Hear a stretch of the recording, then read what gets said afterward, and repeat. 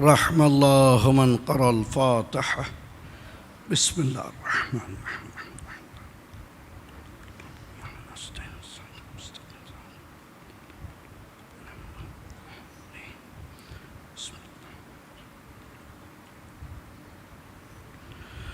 اللہم صل علی محمد وعلی محمد وعجل فرجهم بارے اس قرأت فاتحہ اور ذکر کا ثواب جملہ شہدائے ملت جعفریہ، شہدائے عزاداری امام حسین علیہ السلام، مخصوصاً ہمارے عزیز شہدائے پارا چنار جو مختلف محاذوں پر بدفاع ولایت امیر المؤمنین و امامت امت لڑ رہے ہیں، مولا ان جملہ مخلص مجاہدین کو کامیابی عطا فرما، دشمنان کے حوصلوں کو پسپا فرما، ان کے معاونین و مددگار کو نیست و نابود فرما، منافقین کو بے نقاب فرما، اور حقیقی معنوں میں مجاہدین راہ حق کو کامیابی عطا فرما۔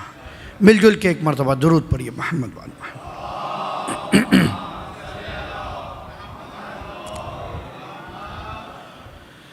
لا حول ولا قوة الا باللہ العلی العظیم۔ اعوذ باللہ من الشیطان اللعین الرجیم، بسم اللہ الرحمن الرحیم۔ الحمد للہ الذی لا یبلغ مدحتہ القائلون ولا يحصي نعمه العدون ولا يعدي حقه المجتهدون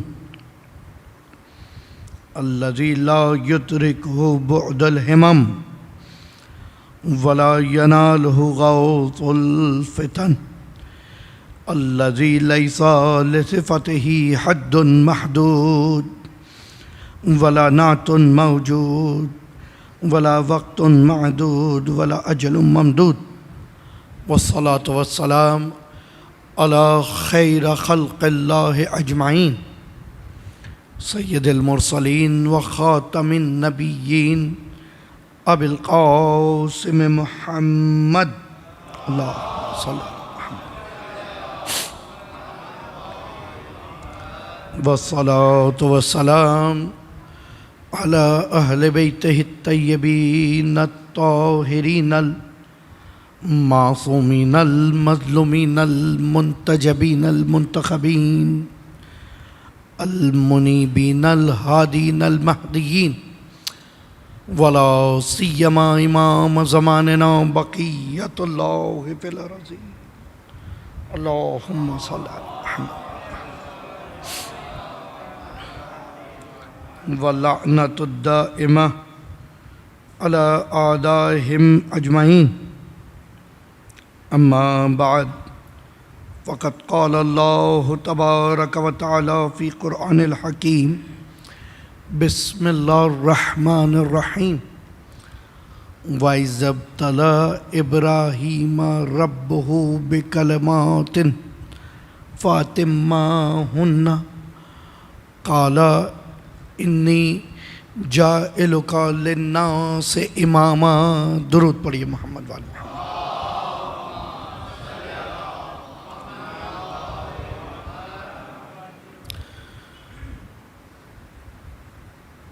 امامت عہد الہی اور نظام امت کے عنوان سے ہمارا سلسلہ گفتگو جاری ہے۔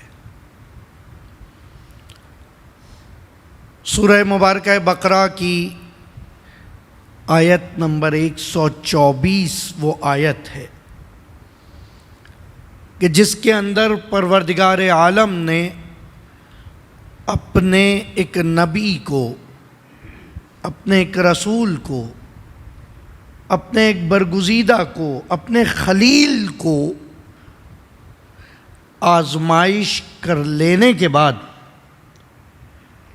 عہدہ امامت پر فائز کرنے کی بشارت دی ہے۔ اور یہ بشارت، یہ اسٹیٹمنٹ بارگاہ الہی سے جیسے ہی صادر ہوئی ہے، خلیل اللہ کو اس مقام پر اس نعمت کو وصول کرتے ہوئے خیال آیا ہے اپنی آئندہ آنے والی نسلوں کا،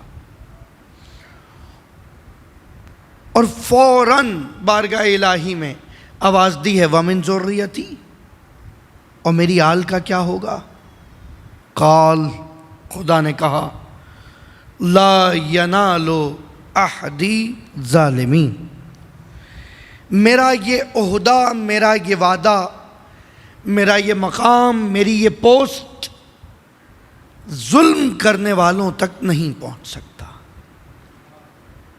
ہم نے بیان کیا جہاں تک امتحانات خلیل اللہ کا تعلق ہے تو یوں تو ہر نبی کا امتحان ہے، ہر ولی کا امتحان ہے، ہر وصی کا امتحان ہے، ہر مومن کا امتحان ہے، لیکن کمال اس کا ہے کہ جو اس امتحان میں کامیاب ہو جائے۔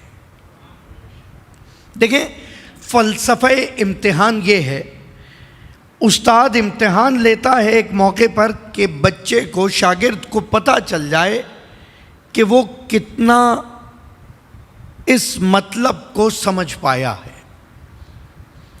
کبھی کبھی امتحان اس لیے نہیں ہوتا، جو اساتذہ موجود ہیں میری بات کی تائید کریں گے، استاد کو پتہ چل چکا ہوتا ہے یہ شاگرد کتنے امتحان میں مارکس لے گا، یہ کتنے نمبر لے گا، اور اسی لیے اگر کوئی نالائق شاگرد 100% نمبر لے لے تو وہ بلا دیتا ہے کہ یہ ممکن ہی نہیں ہے، تم میں اتنی صلاحیت ہی نہیں ہے۔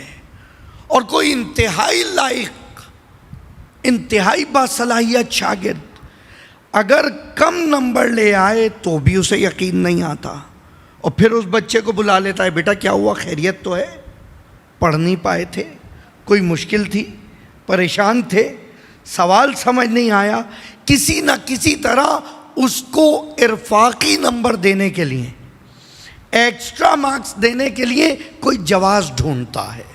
ساتھ رہیے گا، یہ ایک عام طریقہ امتحان ہے ہماری دنیا میں، لیکن حقیقت یہ ہے بہت سارے امتحان جو اس دنیا میں دنیا کے اساتذہ لیں اس میں وہ بھی یقین تک پہنچتے ہیں، شاگرد کا بھی اطمینان بحال ہوتا ہے، لیکن جہاں بات پروردگار کی آ جائے جو کہ دلوں کے حال سے واقف ہے، سرگوشیوں سے واقف ہے، اعمال سے واقف ہے، نیتوں سے واقف ہے، تو اس کی بنسبت امتحان لینا سمجھ نہیں آتا کہ خدا تو کیوں امتحان لے رہا ہے، تجھے تو پتہ ہے ہم کیا ہیں۔ اور جب ہمارا پتہ ہے تو جس کو نبوت دی ہے اس کا نہیں پتہ ہوگا، جس کو رسالت دیا اس کو نہیں پتہ ہوگا، جس کو خلیل اللہ کے رتبے پہ فائز کیا، کیا اس کی کیپیسٹی، اس کی کیپیبلٹی، اس کی کوالٹی، اس کی اسٹرینتھ، اس کی علمیت کا خدا کو اندازہ نہیں تھا؟ خدا آخر امتحان کیوں لے رہا ہے اپنے نبی کا؟ سوال تو ہے، سوال پہ تائید کریں تو جواب دوں گا۔ درود پڑھیے ایک مرتبہ محمد والے محمد۔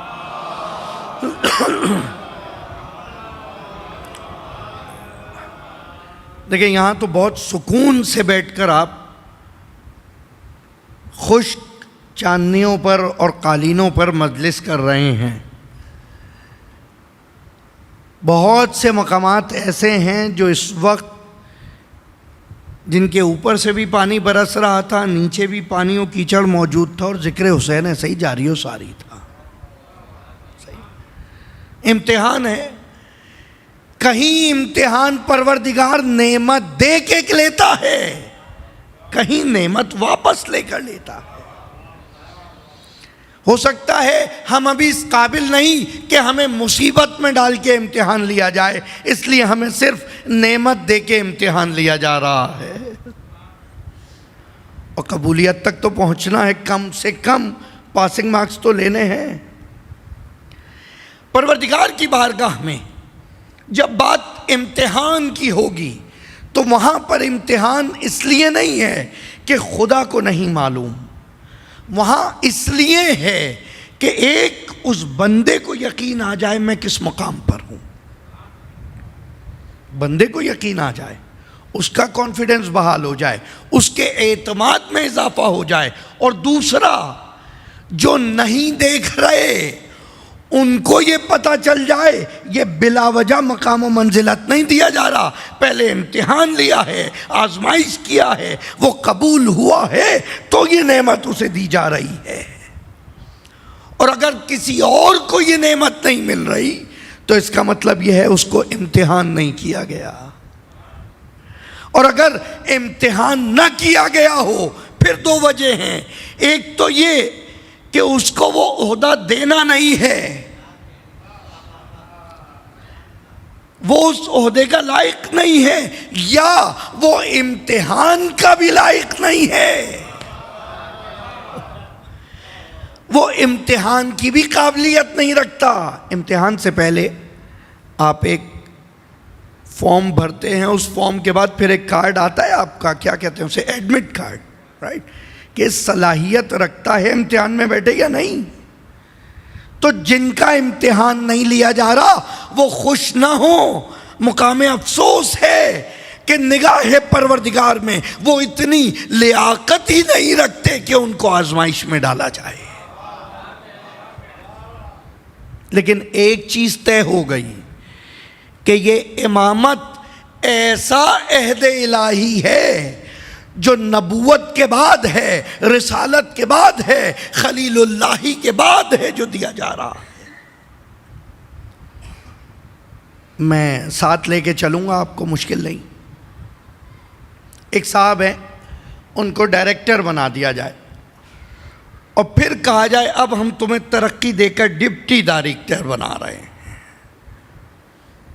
کہے گا یار عجیب ہے، میں خود ڈائریکٹر ہوں، اب ڈپٹی ڈائریکٹر بنانے کی کیا ضرورت ہے؟ کہا نہیں، ہم تمہیں اب اور ترقی دے کر ایڈیشنل ڈائریکٹر بنا رہے ہیں۔ وہ کہے گا بھائی میں انڈیپینڈنٹ ایک سیلف ڈائریکٹر ہوں، یہ چھوٹے رتبے ہیں جو مجھے دیے جا رہے ہیں۔ اچھا ہم آپ کو اس سے بالا سیکریٹری بنا دیتے ہیں۔ کہاں؟ اب بات سمجھ آئی، اب بات سمجھ آئی۔ تو جو پہلے سے حامل نبوت تھا، پہلے سے عہدہ رسالت رکھتا تھا، پھر اس کے بعد خدا کہہ رہا ہے کہ تمہیں امامت سے نواز رہے ہیں، پتہ چلتا ہے امامت وہ عہد الہی ہے جو نبوت سے بھی بالا ہے، جو رسالت سے بھی بالا ہے۔ اور یہاں توہین رسالت نہ ہو جائے تو ان کے لیے بیان کر دوں، میرے نبی محمد مصطفیٰ صلی اللہ علیہ وآلہ وسلم بیک وقت نبی بھی ہیں، رسول بھی ہیں، امام بھی ہیں۔ کل دو قوس بتائے تھے خدا اور نبی کے درمیان، ایک ازلیت کا کہ خدا ازل سے ہے، وہ کسی اور کو ازل سے نہیں کر سکتا، اتنا ہی کر سکتا تھا کہ سب سے پہلے اسے بنا دے، بس اس لیے بنا دیا اور کہا کہ سب سے پہلی خلقت میری محمد ہے، کیونکہ اگر دوسری خلقت کمال ہوتی تو خالقیت الہی پہ حرف آتا کہ پہلے کم بنایا پھر اس سے بہتر بنایا، امپروومنٹ آ گئی۔ اس لیے ضروری تھا اپنی حکمت کو بچانے کے لیے، اپنی خالقیت کو بچانے کے لیے، جو پہلا بنے وہ اتنا مکمل ہو، وہ اتنا مکمل ہو کہ کوئی اس کا مقابلہ نہ کر سکے۔ اچھا اگر پہلے بنایا تھا تو بھیجا آخر میں کیوں ہے؟ ہم جواب دینے کے لیے تھوڑی پیدا ہوئے ہیں، کبھی سوال بھی تو ہم کر سکتے ہیں. صحیح. اگر پہلے بنا لیا تھا تو آخر میں بھیجا کیوں؟ سوال ہے. اور اگر آخر میں بھیجنا تھا تو پہلے بنایا کیوں؟ کہ بھئی پہلے بنایا تو اس لیے کہ اس کی فضیلت باقی تمام مخلوقات پہ عیاں کرنی تھی، اور آخر میں بھیجا اس لیے کہ باقی جتنے آئے وہ اس کے آنے کے لیے مقدمہ بناتے رہے، وہ اس کے آنے کے لیے مقدمہ بناتے رہے. بالکل اسی طرح سے سلسلہ امامت ہے، وہ جو آخری آئے گا وہ حکمت علویہ بھی رکھتا ہوگا، وہ فیض حسنیہ بھی رکھتا ہوگا، وہ صبر حسینیہ بھی رکھتا ہوگا، وہ زہد عابدیہ بھی رکھتا ہوگا، وہ علم باقریہ بھی رکھتا ہوگا، وہ تفحق جعفریہ بھی رکھتا ہوگا، وہ حلم کاظمیہ بھی رکھتا ہوگا، اور وہ رافت رضویہ بھی رکھتا ہوگا، وہ جوادی تقی بھی ہوگا، وہ نقی اور ذکی کے مقام پر ہوگا، وہ عسکری کے مقام پر ہوگا، اور ان سب کے ساتھ وہ عصمت سیدہ کا بھی حامل ہوگا.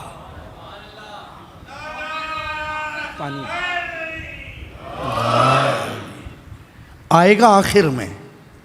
پہلے جتنے امام گزرے ہیں وہ زمینہ ہموار کر رہے ہیں، ذہنوں کو آمادہ کر رہے ہیں، وہ تیار کر رہے ہیں اس آخری حجت کے لیے جس کے آنے پر عقلیں کامل ہو جائیں گی، ایمان مکمل ہو جائیں گے.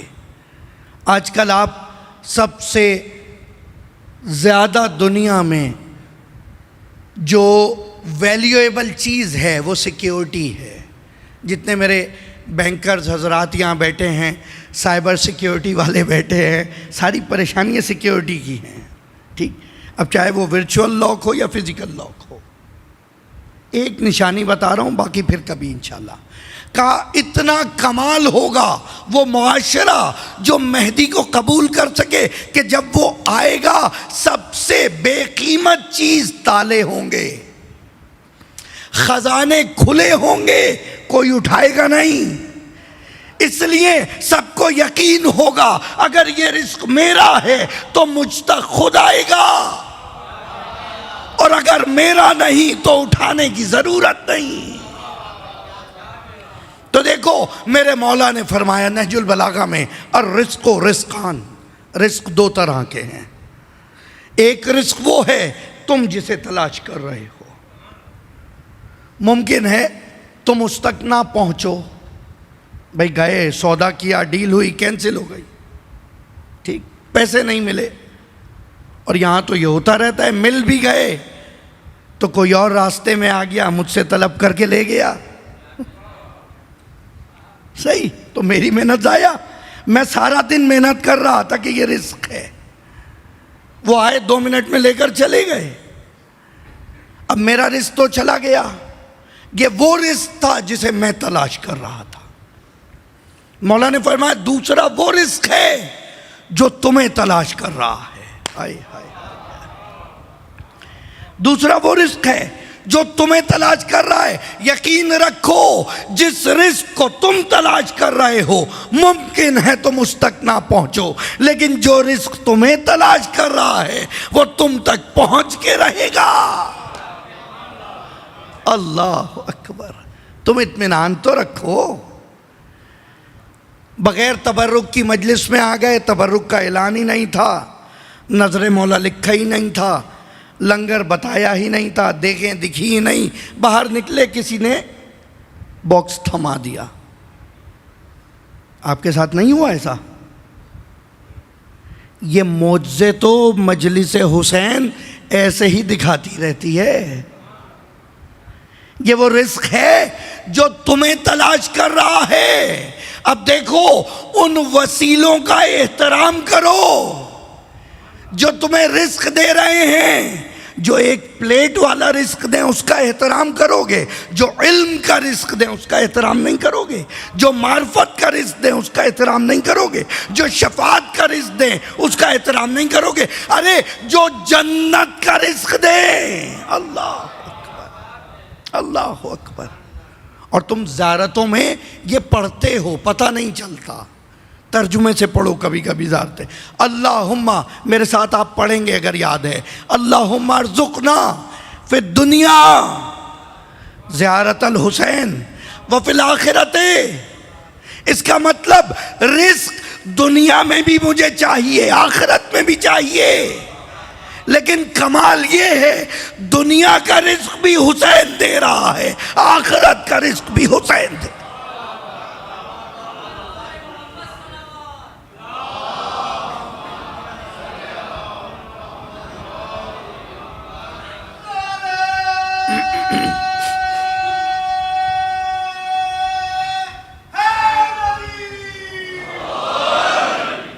کمال ہے، یہ فرق ہے دو لوگوں کے بنائے ہوئے اماموں میں اور اس کے بنائے ہوئے امام میں۔ نہیں، یہ کیا بات ہوئی، ہمیں تو خود خدا سے مانگنا چاہیے، کیا رازق خدا کا لقب نہیں ہے؟ لقب ہے، لیکن سسٹم بھی تو سمجھو۔ مثال دیتا ہوں کیونکہ مجھے سب کو ساتھ لے کے چلنا ہے، تھوڑا سا آگے آتے ہوئے فاصلہ کم کر لیں، بعد میں آنے والے حضرات باہر پانی موجود ہے، آسانی سے بیٹھ سکیں۔ درود پڑھیں ایک مرتبہ محمد والے محمد۔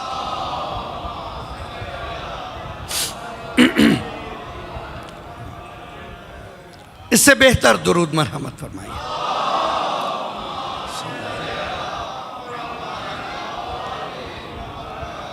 وعجل فرح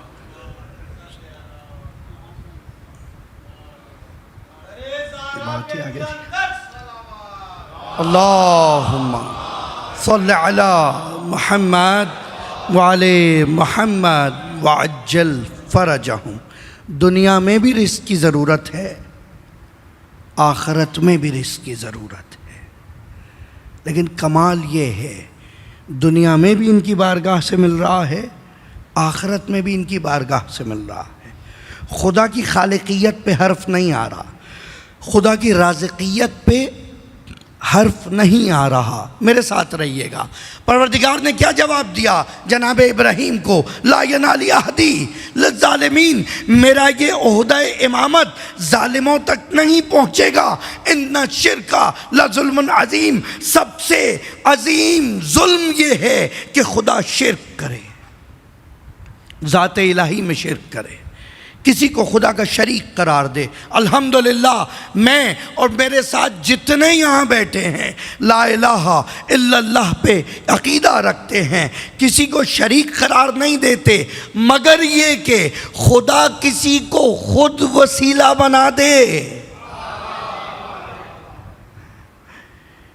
شرک جب ہے جب آپ کسی کو اس کا شریک قرار دیں، لیکن اگر وہ خود کہہ دے کہ میں نے اس کے ہاتھوں سے آدم کا خمیر گندوایا، تو تمہیں کیا مشکل ہے؟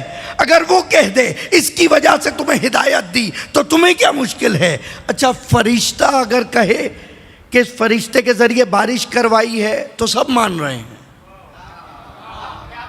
کمال ہے، ایک فرشتہ ہے جو رزق بانٹتا ہے، کوئی مشکل نہیں ہے۔ ایک فرشتہ ہے جو جان نکالتا ہے، کوئی مشکل نہیں ہے۔ اور فرشتے جن کے در دولت پر کبھی فقیر بن کر آئیں، کبھی یتیم بن کر آئیں، کبھی اسیر بن کے،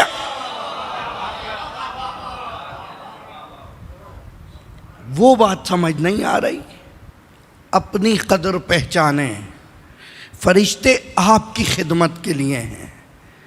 یہ تہذیب بھائی موجود ہیں، ایک شعر لکھتے ہیں وہاں ایک گھر بن جاتا ہے۔ ایسا ہی ہے نا، من انشد بیتا فی شاننا فلہ البیت فی الجنہ۔ جو ایک بیت دو ہم وزن مصرے، یہ میرا عزیز رجل بیٹھا ہے، دو ہم وزن مصرے ایک بیت نقش بھائی بیٹھے ہیں اور جتنے شعراء یہاں موجود ہیں، نہیں جانتا، جو ایک شعر لکھ رہا ہے، ایک گھر جنت میں بن رہا ہے۔ جنت میں گھر کون بنا رہا ہے؟ فرشتے۔ گویا فرشتے آپ کی خدمت کر رہے ہیں۔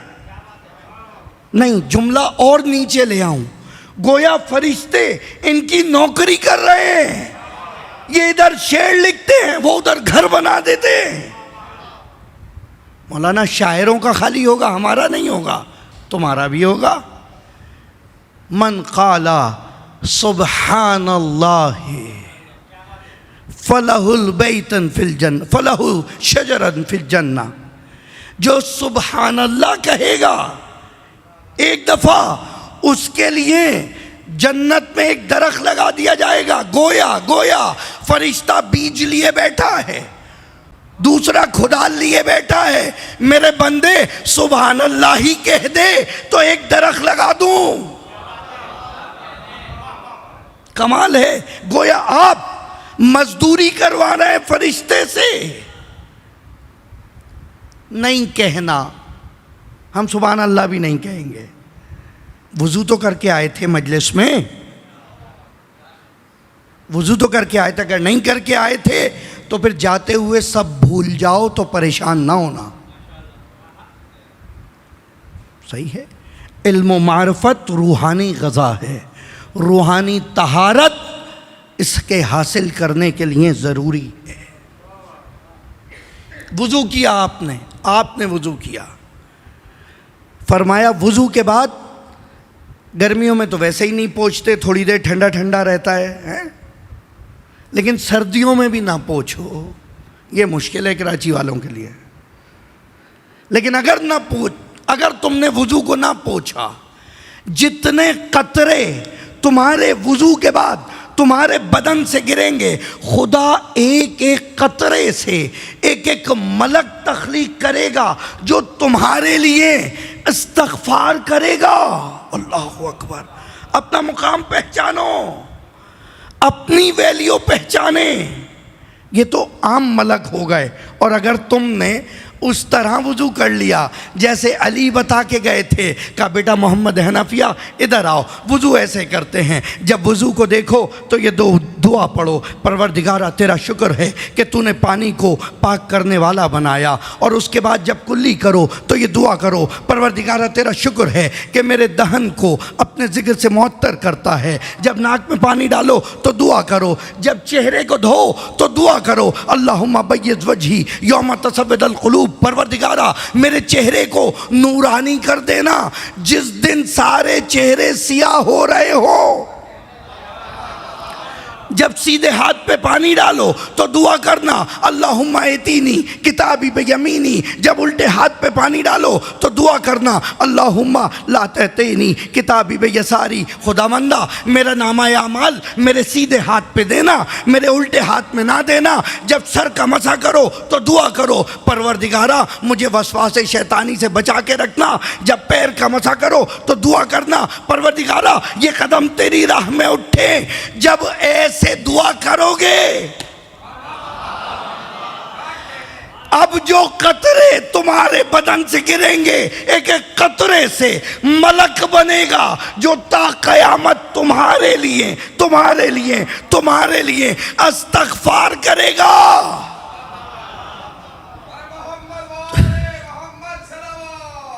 اللہم صلی اللہ۔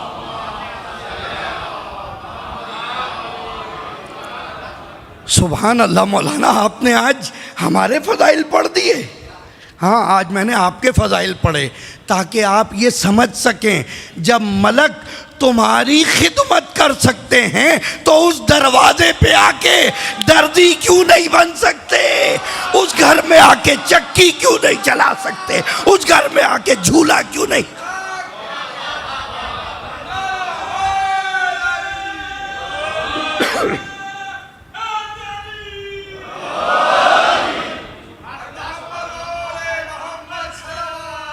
اللہ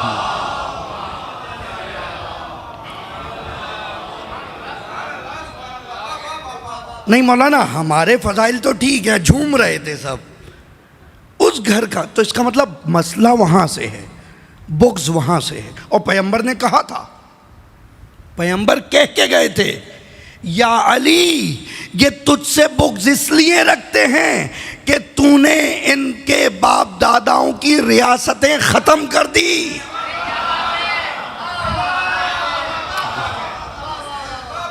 تو نے ان کی چودراہٹیں ختم کر دی. اور خالی اس وقت نہیں، آج بھی اگر کوئی نسل امیہ کی حمایت کر رہا ہے تو اس کی وجہ یہی ہے، تو اس کی وجہ یہی ہے. حسین پسند ہے جوانان جنت کا سردار، اہل جنت کا سردار نہیں سمجھ آ رہا. سیدہ شباب اہل الجنہ، سید کا مطلب تو سردار ہی ہے، اس کے معنی میں تو مولا کی طرح کوئی پرابلم نہیں ہے.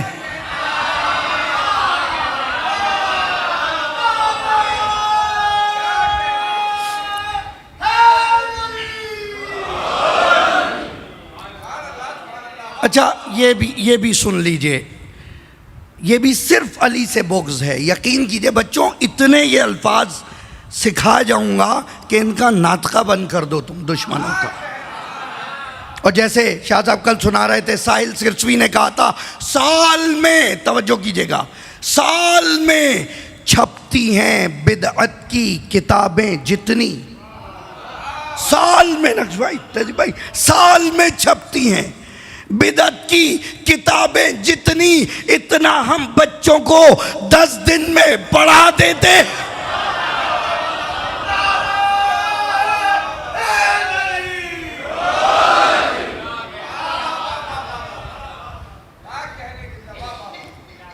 میرے آنسو سے ذرا دور ہی رہ کر چلیے. بہرحال یہ مجلسیں اسی لیے ہیں، مولا کا مسئلہ ہے. اچھا آپ ہمیں کیا کہتے ہیں؟ مولانا، ہمارے مولا. تو ہمیں مولا کہنے میں کوئی مشکل نہیں ہے. امامہ تو چلو پھر بھی تاج العلماء ہے، پگڑیاں باندھ کے بھی آ جائیں تو مولانا، ٹوپیاں پہنے ہوئے ہوں تو بھی مولانا، صافے باندھے ہوئے ہوں تو بھی مولانا. ان کو مولا کہنے میں کوئی مشکل نہیں، علی کو مولا کہنے میں مشکل ہے. تو پتہ چلتا ہے مشکل لفظ مولا کی بھی نہیں ہے، مشکل اس علی کی ہے جس کا لقب مولا ہے. درود پڑھیے مل کے محمد و آل محمد.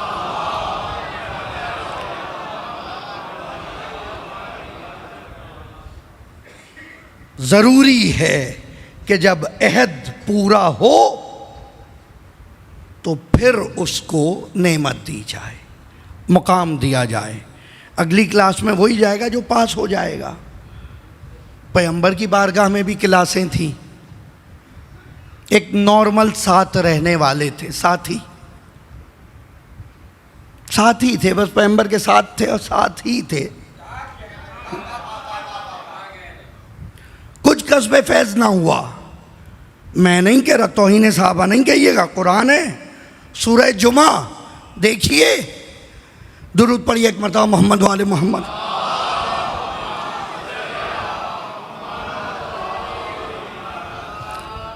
وَإِذَا نُودِيَ لِلصَّلَاةِ مِنْ يَوْمِ الْجُمْعَةِ فَاسْعَوْا إِلَىٰ ذِكْرِ اللَّهِ. اور یہ پوری جب جمعے کی بات آ گئی تو آخر میں کہا وَإِذَا رَأَوْا تِجَارَةً أَوْ لَهْوًا انفضوا إِلَيْهَا وَتَرَكُوكَ قَائِمًا.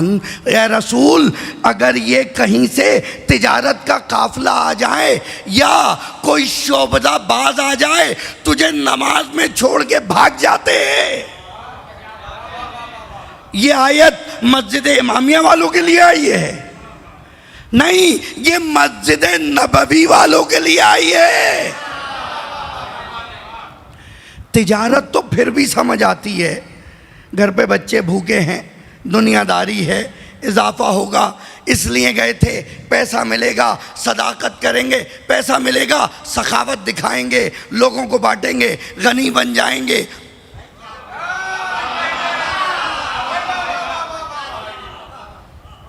لیکن دوسرا جملہ بہت شدید ہے، وَإِذَا رَأَوْا تِجَارَةً أَوْ لَهْوًا، اور تماشا بھی دیکھنے جائیں، کوئی بندر نچانے والا آ جائے اور یہاں مجلس سے اٹھ کے کوئی چلا جائے، اللہ اکبر، آؤ آ کر دیکھو جنہیں یقین نہیں آتا اس جملے پر جو حسین نے کہا تھا کہ میرے صحابی ایسے ہیں جیسے نہ میرے نانا کے تھے، نہ میرے بابا علی کے تھے، نہ میرے بھیا حسن کے تھے۔ آج مجلس حسین سے کوئی تجارت و تماشے کے لیے نہیں جا رہا تو کل لشکر حسین سے کیسے جا سکتا؟ اللہ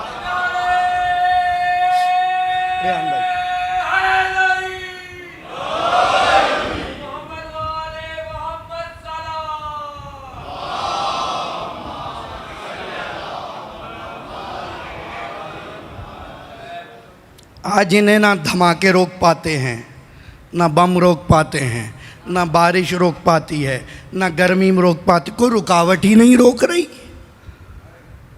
یہ درس اسی فرش سے لیا ہے، اس لیے کہ امامت صرف عہد الہی نہیں ہے، نظام امت بھی ہے، امت کا نظام ہے، نظام کو سمجھیں، سسٹم کو سمجھیں۔ پھر ایک چھوٹی سی مثال دوں، میرے بچے بھی میرے ساتھ آ جائیں۔ آپ کے ایک دوست ہیں جو کہ اونر ہیں چاکلیٹ کی فیکٹری کے، اب یہ مثال نہیں بھولیں گے ساری زندگی۔ چاکلیٹ کی فیکٹری ان کی ہے، مالک ہیں۔ آپ کو جا کر ایک ڈبہ لینا ہے، صحیح؟ آپ پہنچ گئے مالک کے پاس، السلام علیکم سر، خیریت سے؟ وہ ایک ڈبہ وہ والی چاکلیٹ چاہیے تھی۔ میں کہا ایسا کرو بیٹا، وہاں پروڈکشن میں آخر میں جو سیل پوائنٹ ہے ان سے جا کے ایک پیکٹ لے کے چلے جاؤ، صحیح؟ ایسا ہی ہوگا نا، وہ جو اونر ہے اس کے پاس تھوڑی رکھا ہے ڈبہ۔ آپ کہیں نہیں نہیں نہیں نہیں، میں تو آپ کے پاس آیا ہوں، آپ مجھے آگے کیوں بھیج رہے ہیں؟ صحیح؟ تو وہ اونر کہے گا بیٹا سسٹم ہے، تم اس کے پاس جاؤ گے، ہے میرا، مالک میں ہوں، قاسم وہ ہے، تقسیم وہ کرتا ہے، مالک میں ہوں، ڈسٹریبیوٹر وہ ہے، مالک میں ہوں، لکھت پڑھت وہ کر کے دے گا، اس لیے روز محشر وہ حساب دے گا، روز محشر وہ حساب دے گا۔ تم کو باب العلم بنایا تھا، کیسوں کیسوں کو علم دے دیا۔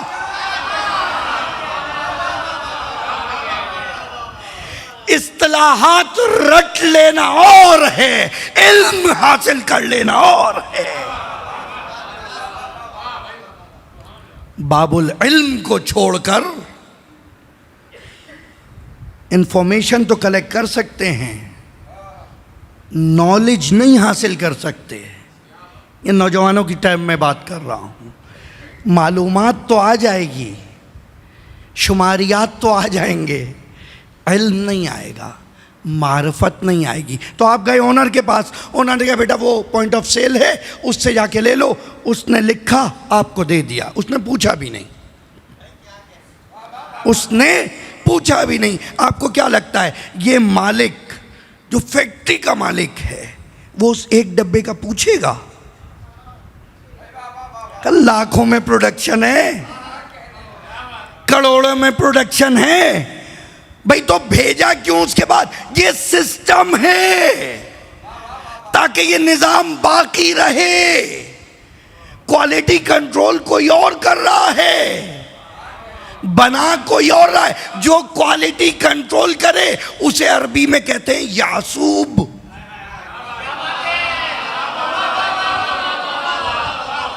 آپ سلامت رہیں۔ اسے عربی میں کہتے ہیں یعصوب۔ جو کوالٹی QC مینیجر ہے اسے کہتے ہیں علی یعصوب۔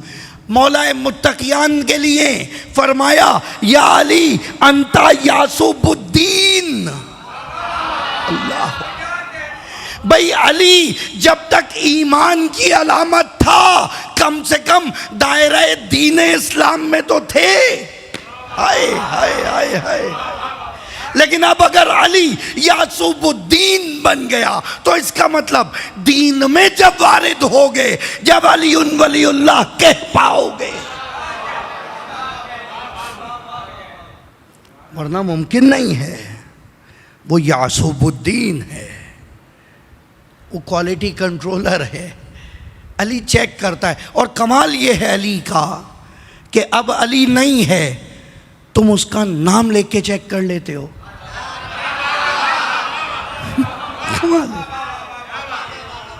یا علی لا یحبک الا طاہر الولادہ ولا یبغضک الا خبیث الولادہ۔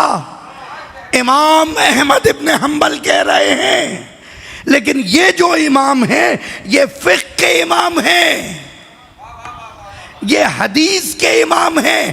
فقہ و حدیث کا امام ہونا اور ہے، کائنات کا امام ہونا اور، کائنات کا امام ہونا اور ہے۔ مولانا زیادہ نہیں ہو گئی؟ نہیں بیٹا، اس سے زیادہ مجھے پتہ نہیں ہے،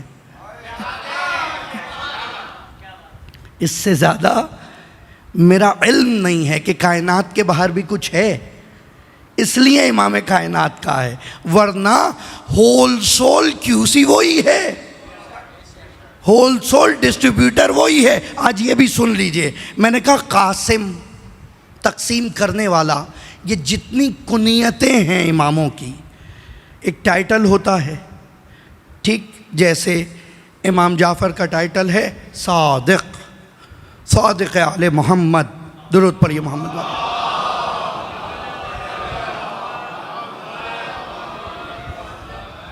آج میں تاخیر سے بیٹھا ہوں، ٹھیک ہے، تو مزید تاخیر سے اتروں گا، درود پڑھیے محمد والے محمد۔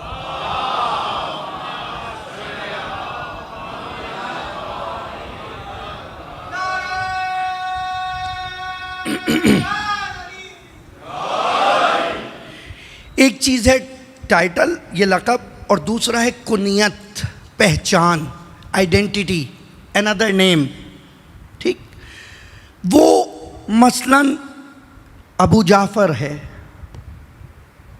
ٹھیک ہے، ابو الحسن ہے مثلاً، ٹھیک ہے۔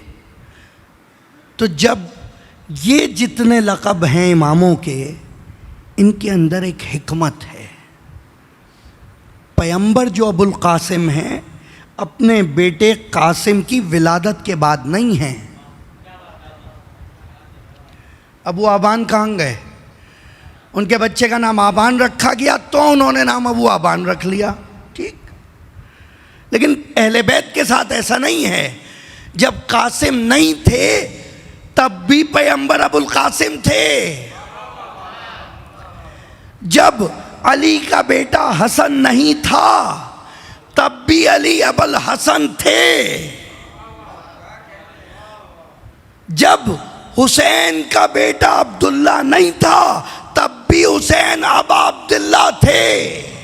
ایک کا مثال دوں گا، باقی آپ کی ذہانتوں پہ چھوڑ رہا ہوں۔ ابو القاسم دنیا میں جب بھی، جہاں بھی، جس جگہ بھی، جو کچھ بھی تقسیم ہو رہا ہے، جو کچھ بھی لوگوں میں ڈسٹریبیوٹ ہو رہا ہے، بانٹا جا رہا ہے، وہ تحت اذن پیغمبر اکرم ابو القاسم محمد المصطفیٰ،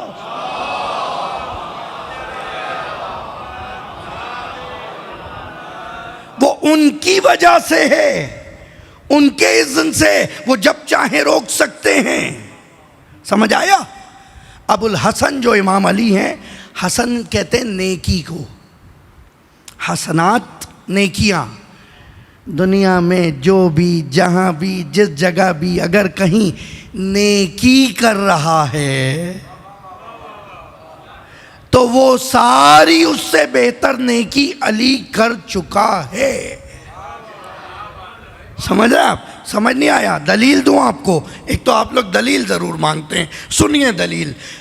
جنگ خندق ہے، جنگ نہیں پڑھنی، جنگ خندق ہے، علی آئے، عمر ابن عبدود کے سینے پر بیٹھ گئے، اس نے جسارت کی، چہرے پہ لعاب پھینکا، علی اٹھ کر چلے گئے، دوبارہ زیر کیا، اب جو علی نے ضربت ماری آواز آئی ضربت علی فی یوم الخندق افضل من عبادت الثقلین، زمین و آسمان کی عبادتوں سے زیادہ نیکی عبادت ہے،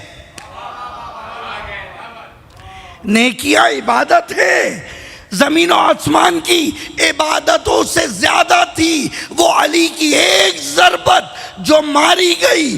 ابھی محسوس کیجئے گا جملہ حساس ذہنوں کے حوالے، یہ وہ ضربت ہے جو ماری گئی یا وہ ضربت ہے جو روکی گئی؟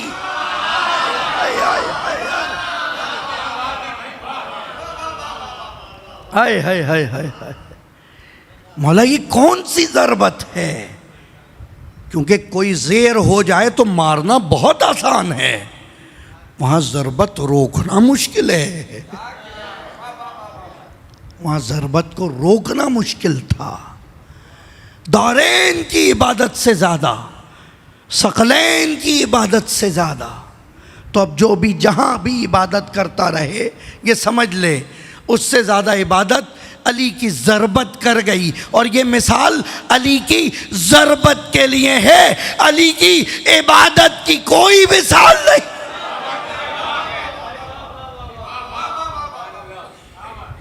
اس کی عبادت کی مثال نہیں ہے۔ ہاں یہ یاد ہے ضیاء بھائی کہ وہ سجدے میں کہہ رہا تھا الہی انا افتقرو، مجھے افتخار ہے اس بات پر، مجھے افتخار ہے، علی کو پراؤڈ ہے، غرور ہے اس بات پر کہ وہ تیرا بندہ ہے۔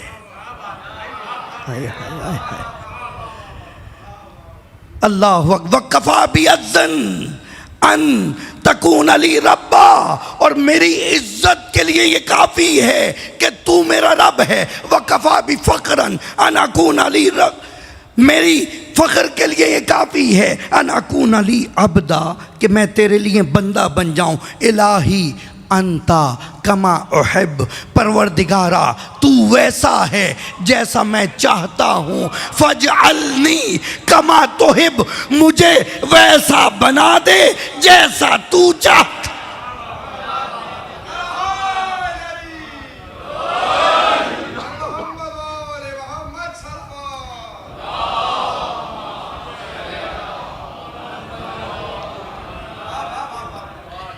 یہ حالت سجدہ میں علی کا ذکر ہے۔ اب مجھے یہ بتاؤ، جب علی نے یہ کہہ دیا فَاجْعَلْنِي كَمَا تُحِبُّ، مجھے ویسا بنا دے جیسا تو چاہتا ہے، تو اب اگر اس نے اس ہاتھ کو اپنے ہاتھ جیسا بنا دیا،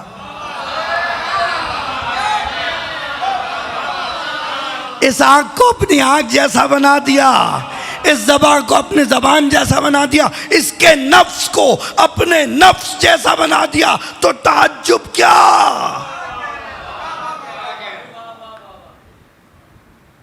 دعاؤں میں کبھی کبھی خدا کو اسپیس دیا کرو کہ تو جو چاہے کر دے، یہ نہیں کہا کرو خدا یہ کر دے وہی کر دے گا، پھر فائدہ نہیں ہوگا۔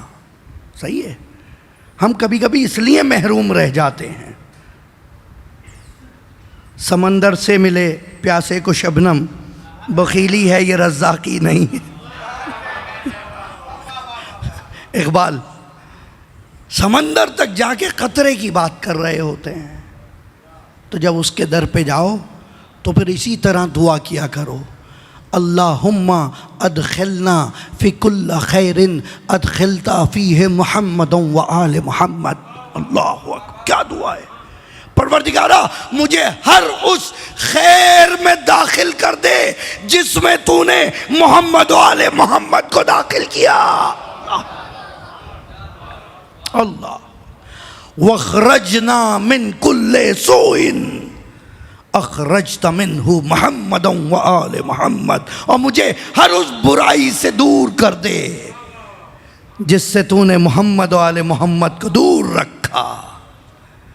یہ وہی دعا ہے جو آپ کو بہت پریشان کر رہی ہوتی ہے، عید کے دن بار بار مولانا پڑھتے رہتے ہیں، بار بار پڑھتے رہتے ہیں، یہ وہ دعا ہے۔ کمال ہے نا میرے جوانوں، میرے عزیزوں، جو خزانہ ہمارے پاس ہے نا، خدا کی قسم کسی کے پاس نہیں۔ یہ واحد مسلک ہے کہ جس میں انہوں نے طلسم بانٹے ہیں، طلسم بانٹے ہیں۔ اسم اعظم ایسے نکل کے آتے ہیں۔ اچھا، اسم اعظم کی بھی عجیب ہی آج بات آ گئی تو کر دوں، خدا جانے پھر زندگی رہے نہ رہے۔ مولا کی بارگاہ میں آیا کوئی اور پوچھا، سیدنا یا ابا جعفر، امام جعفر صادق علیہ الصلوۃ والسلام کی،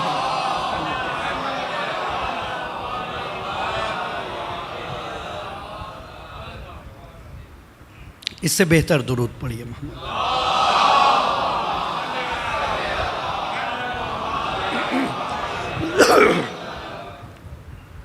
کہ مولا ما ہوا اسم اللہ الاعظم، خدا کا اسم اعظم کیا ہے؟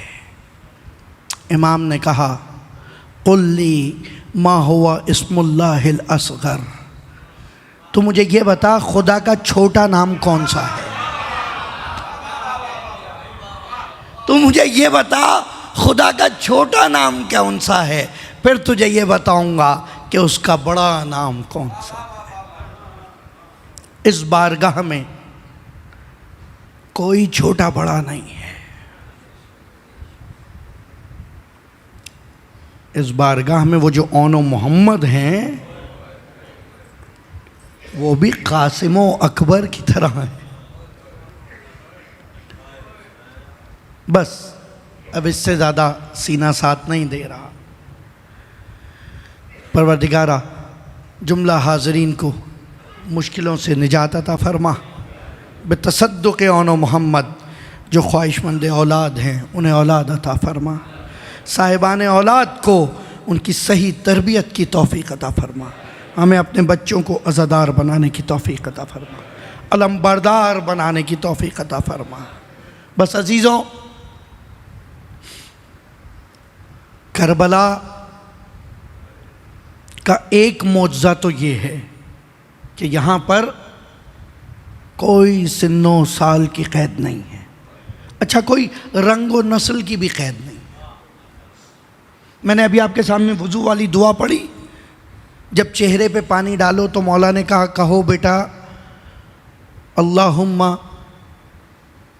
بیض وجہی یوم تسود القلوب، میرے چہرے کو سفید و منور کر دے جس دن چہرے سیاہ ہو رہے ہوں۔ روز محشر گناہ کاروں کے چہرے سیاہ ہو جائیں گے۔ لشکر حسین میں ایک ایسا غلام ہے جو سیاہ فام ہے، جس کا رنگ کالا ہے، اور مجھے بڑا قلق رہتا ہے، یقین کریں، اگر میں کسی عشرہ محرم میں اس شہید کا ذکر نہ کروں۔ مجھے خاص انسیت ہے اس سے، اور وہ کیوں ہے؟ وہ جون کا رجز ہے، ابھی بتاؤں گا۔ اور اس سیاہ فام غلام کا نام ہے جون، وہ مولا ابا ذر، جناب ابا ذر کا غلام ہے۔ گھر میں کوئی اتنا بوڑھا نوکر ہو بچپن سے تو بچوں کی انسیت اس کے ساتھ علیحدہ ہی ہوتی ہے۔ آپ کی زبان میں اس کا لیول ہی کچھ اور ہوتا ہے۔ جو بچوں کی قربت ہوتی ہے نا، اس کے ساتھ شب عاشور مذاق ہو رہا ہے۔ زندگی دیکھیں، اللہ اکبر، شب عاشور بچے مذاق کر رہے ہیں، نانا جون کل تو سب بھاگتے ہوئے جائیں گے، تم کیسے جاؤ گے اس بڑھاپے میں؟ کہ میں بھی جاؤں گا۔ نانا کل جنگ ہو رہی ہوگی، کہ میں بھی جنگ کروں گا۔ تمہارا کام تو تلواریں تیز کرنا ہے، تم یہاں تیز کر کر کے دیتے رہو گے۔ کہ نہیں، میں آج شب دعا کرتا رہوں گا اور تلواریں تیز کرتا رہوں گا۔ عجیب داستان ہے اس جون کی۔ روز عاشور آیا، اصحاب جا رہے ہیں۔ ایک مرتبہ ابا حرس کے بعد جون آگے بڑھے اور کہا آقا اب مجھے اجازت دیجیے. کہا نہیں جان رک جاؤ, کسی اور کو, کوئی اور آگے بڑھے. 3-4 امام نے اجازت دے دی. جان پھر آئے. کہا آقا مجھے پتا ہے, یاد کریے گا اب یہ 3 چیزیں. آقا مجھے پتا ہے میرا نام و نسب کچھ نہیں ہے, مجھے نہیں پتا میرے باپ دادا کون تھے, کوئی سٹیٹس نہیں ہے میرا. مجھے پتا ہے میرا چہرہ سیاہ ہے. اللہ اکبر, میں سیاہ فام ہوں. مولا مجھے پتا ہے میرے بدن سے پسینے کی بو آتی ہے, میرے پسینے میں آپ سادات جیسی مہک نہیں ہے, میں بنی ہاشم جیسا خوبصورت نہیں ہوں. کہاں حسین کریم سے ایسا برداشت ہو سکتا تھا؟ کہ ارے جان تم تو ابوذر کی نشانی ہو, اسی سینے سے لگایا جس سینے کو پیغمبر اپنے سینے سے لگاتے تھے. کہ جاؤ ہم نے تمہیں اجازت دی. جان چلے, تھوڑا ضبط کر کے سنیے. جان چلے اور یہ وہ سوار ہے.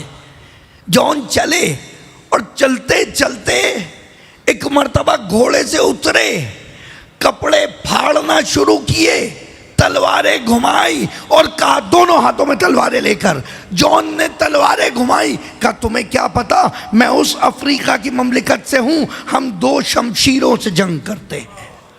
دونوں ہاتھوں میں تلواریں گھمائی, کپڑے پھاڑے. اب وہ جملہ ہے جو جان کا مجھے پسند ہے. جان کہتے اجننی حب الحسین, اجننی حب الحسین, عشق حسین نے مجھے دیوانہ کر دیا ہے.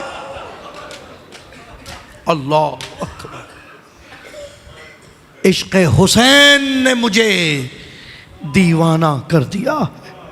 آؤ تلواروں کو لاؤ, میرے بدن میں پیوست کر دو, تیروں کو کہو کہ میرے سینے کا نشانہ لیں, میں عشق حسین میں گزر جانا چاہتا ہوں. اور یہاں تک کہ جنگ شروع ہوئی, چاروں طرف سے ہتھیار چلنا شروع ہوئے, بھرپور جنگ کی ہے جان نے. یہاں تک کہ ایک گرز جان کے سینے پہ لگا ہے, جس کے بعد جان سنبھل نہ پائے اور زمین پہ گرتے ہوئے کہتے ہیں پروردگارا مجھے معاف کرنا, میں اپنے امام کا دفاع نہیں کر سکتا. اللہ اکبر, اللہ اکبر. مولا آپ کو کوئی غم نہ دے سوائے غم حسین کے. پروردگارا ہمیں جان جیسا عشق حسین نصیب فرما. آخری سانسیں حسین لے رہے, جان لے رہے ہیں. حسین کو آواز دی, السلام علیکہ یا ابا عبداللہ, بندگان الہی کا بابا تشریف لایا. اور جان کو اسی زانو پہ سر رکھا ہے, اسی زانو پہ سر ہے جان کا, جہاں پر کچھ دیر میں اکبر کا سر ہوگا, جہاں کچھ دیر میں عباس کا سر.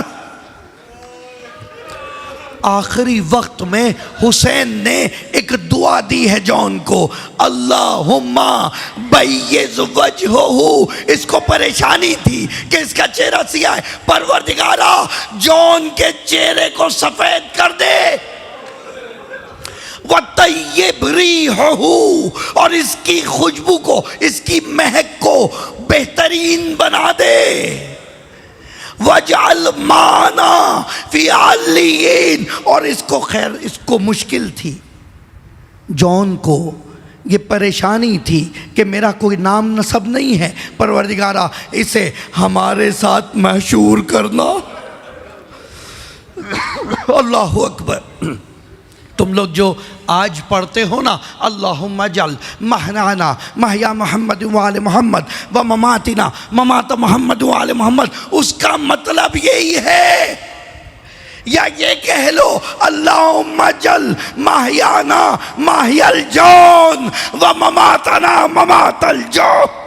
اللہ, یہ حسین اپنی بارگاہ میں سب کو اسی طرح قبول کرتا ہے, لیکن ایک مقام ایسا تھا کہ جہاں پہلے اکبر کو بھیجا, جب بنی ہاشم کی بات آئی پہلے اکبر کو بھیجا. کل کوئی یہ نہ کہہ دے اپنا بیٹا بعد میں بھیجا تھا. لیکن بعد اکبر اب زینب سے پریشانی برداشت نہیں ہو رہی, آگے بڑھی. کامہ فضا میں یہاں کھڑی ہوں, ذرا بھائی کو بلا لاؤ. اونو محمد تم تیار نہیں ہو, میں نے تمہیں کہا تھا کل بھائی پہ فدا ہونا ہے.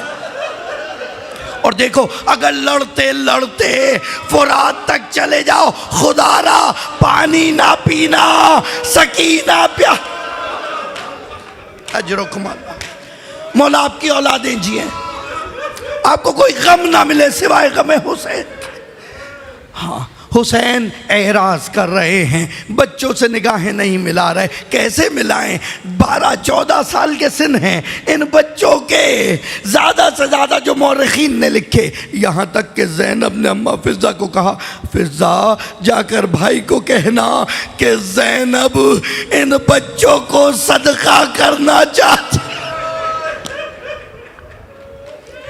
حسین آگے بڑھے, بچوں کے ہاتھوں کو چوما, کہا ٹھیک ہے تم اصرار کر رہی ہو. زین پہ سوار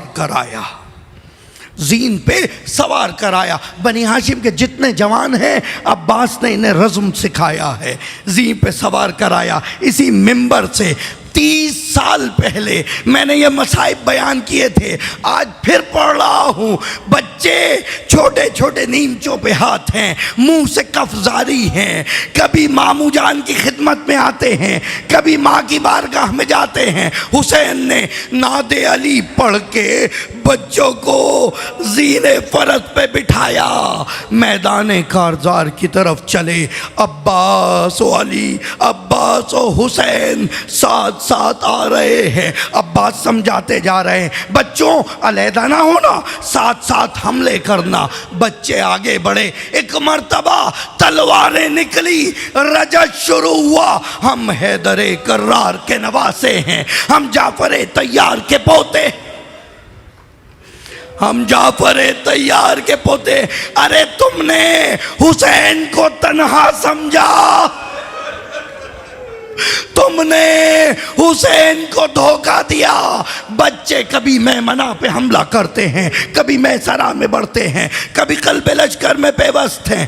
یہاں تک کہ عمر سعد نے جو یہ جلوہ دیکھا, عباس بچوں کے ہر وار پہ مرحبا مرحبا کہہ کے داد دے.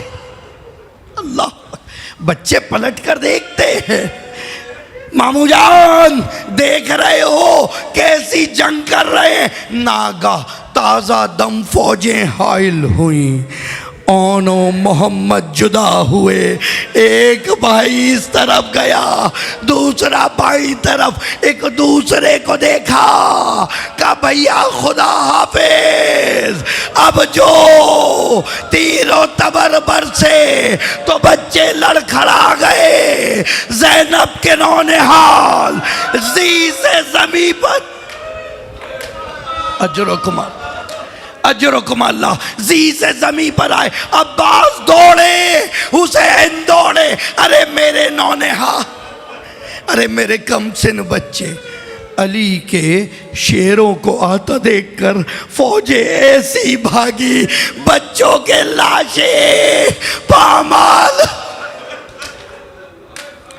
اب جو بچوں کو اٹھایا سانسیں اکھڑ رہی ہیں, بس آخری جملے, سانسیں اکھڑ رہی ہیں. قبلہ اظہر حسن زیدی صاحب کہا کرتے تھے آخری پیغام بچوں نے ماموں کے ذریعے ماں تک پہنچوایا, اماں سے کہہ دینا ہم نے پانی نہیں پیا.